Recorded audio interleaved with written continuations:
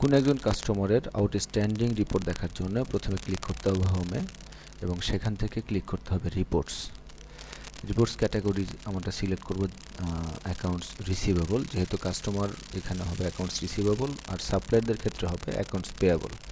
Accounts রিসিভেবলে outstanding invoices, অর্থাৎ যেসব ইনভয়েস কাস্টমারদের কাছে আমরা ক্রেডিট অ্যাকাউন্টে সেল করছি যেসব ইনভয়েসের মাধ্যমে, সেগুলো দেখাবে এবং সেগুলোর মধ্যে যেগুলো এখন পর্যন্ত সেটেল করা হয় নাই, অর্থাৎ কাস্টমার এখন পর্যন্ত আমাদের পেমেন্ট করেনি, শুধু সেই ইনভয়েসগুলোই এখানে দেখাবে।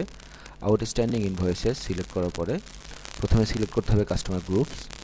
আমরা দেখতে পাচ্ছি 3টা কাস্টমার গ্রুপ আছে, ফ্রেন্ডস, লোকাল এবং স্টাফ।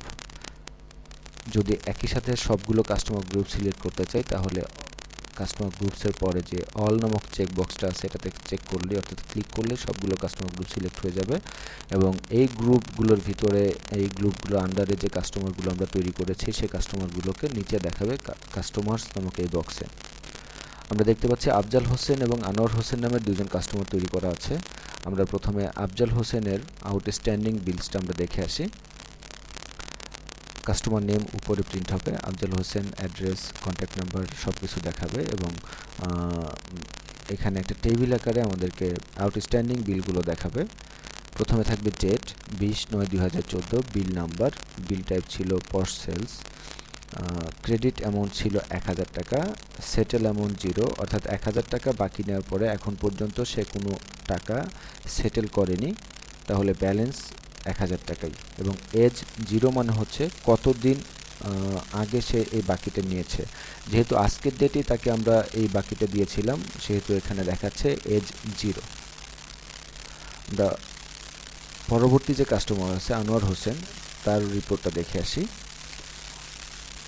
আনোয়ার হোসেন মতিঝিল এবং তার মোবাইল নাম্বার দেখাচ্ছে এবং এখানে বলছে ক্রেডিট অ্যামাউন্ট ছিল 2500 টাকা এবং সেটেল অ্যামাউন্ট 0, ব্যালেন্স 2500 টাকা।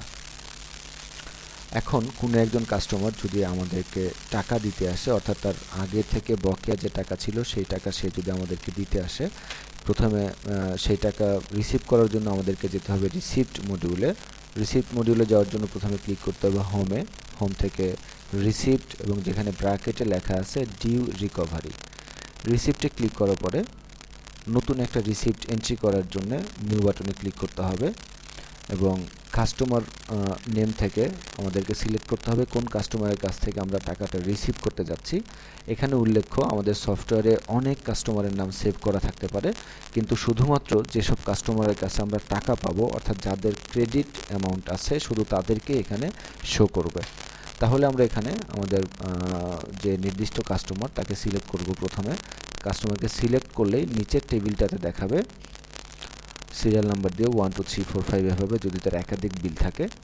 বিল টাইপ ছিল পস সেলস এবং বিল নাম্বার ছিল ADT POS 13C17 এবং বিল ডেট ছিল 9/20/2014, বিল অ্যামাউন্ট ছিল 1200 টাকা, ক্রেডিট অ্যামাউন্ট ছিল 1000 টাকা, সেটেলড অ্যামাউন্ট 0, ট্রান্সফিনিশড নো।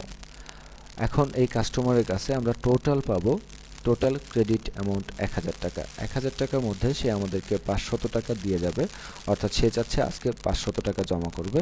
তাহলে প্রথমে বিলটাতে ডাবল ক্লিক করতে হবে এবং এখানে ক্রেডিট অ্যামাউন্ট দেখাচ্ছে 1000 টাকা, সেটেলড অ্যামাউন্ট বাই ডিফল্ট 1000 টাকাই আছে, যেন আমাদের লিখতে না হয় কষ্ট করে। তো 1000 টাকা আমরা সেটেল করব না, আমরা এখন সেটেল করব 500 টাকা, অর্থাৎ এখন সে 500 টাকা দেবে, পরবর্তীতে বাকি টাকা সে দেবে আমাদেরকে। তাহলে 500 লিখে ওকেতে ক্লিক করতে হবে। এখানে দেখাচ্ছে টোটাল সেটেলড 500, রিসিভড অ্যামাউন্ট 500। এখন এই বিলটাকে, অর্থাৎ এই রিসিপ্টটাকে সেভ করার জন্য নিচ থেকে ওকে বাটনে ক্লিক করতে হবে। ওকে বাটনে ক্লিক করলে আমরা দেখতে পাবো এখানে একটা বিল সেভ হয়ে গেছে। বিলটা কাস্টমার নেম হচ্ছে আফজাল হোসেন এবং অ্যামাউন্ট হচ্ছে 500 টাকা। এই রিসিপ্টটা দেখার জন্য প্রিভিউ থেকে আমরা পেপার সাইজ সিলেক্ট করব, রিসিপ্ট। এখানে দেখতে পাচ্ছি এই কাস্টমারের নেম এবং কাস্টমারের বিল নাম্বার কত ছিল এবং সেটেল অ্যামাউন্ট কত টাকা এবং তার সেটেল যে মেথডটা ছিল পেমেন্টের সেটা কি ছিল। এখানে দেখতে পাচ্ছি ক্যাশ ইন হ্যান্ড 500 টাকা। তাহলে আমরা আবার ওই কাস্টমারের আউটস্ট্যান্ডিং রিপোর্টটা চেক করে আসি। রিপোর্টস থেকে accounts receivable, outstanding invoices, customer groups, all দিলাম আমি, আফজাল হোসেন শো। এখন দেখাচ্ছে আফজাল হোসেনের ক্রেডিট অ্যামাউন্ট ছিল 1000 টাকা এবং এই 1000 টাকার মধ্যে সে 500 টাকা সেটেল করেছে, তাহলে এখন তার ব্যালেন্স আছে 500 টাকা। যদি আমরা কাস্টমারের স্টেটমেন্টটা দেখতে চাই তাহলে অ্যাকাউন্টস রিসিভেবল থেকেই কাস্টমারের স্টেটমেন্টে যেতে হবে।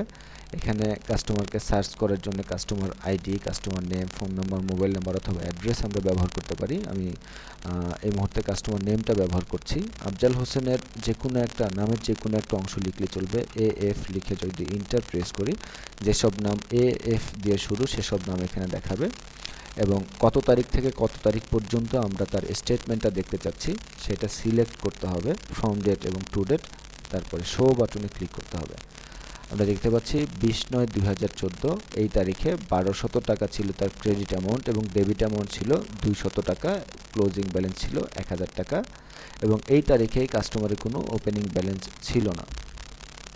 এবং একই তারিখে 20/9/2014 রিসিভড, তার ক্রেডিট অ্যামাউন্ট 0, ডেবিট অ্যামাউন্ট 500, তাহলে তার ক্লোজিং ব্যালেন্স থেকে যাচ্ছে 500 টাকা।